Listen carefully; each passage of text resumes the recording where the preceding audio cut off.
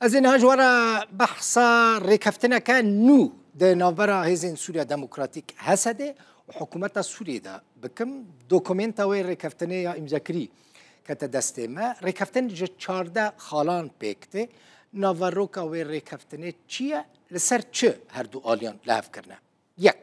هزین امنیین حکومت سوریه خلکی هر دو تاخین کردنشین یعنی شیخ مقصودو اشرفیه ده پاریزن ری نادن ایرش بچن سر خلکی وان هر دو تاخان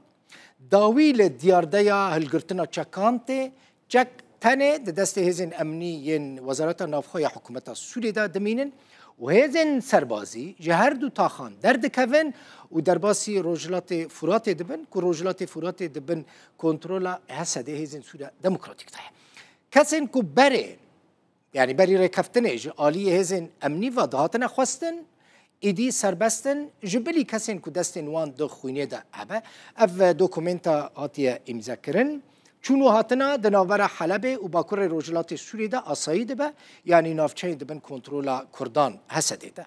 دناور حسده حکومت ده اسیر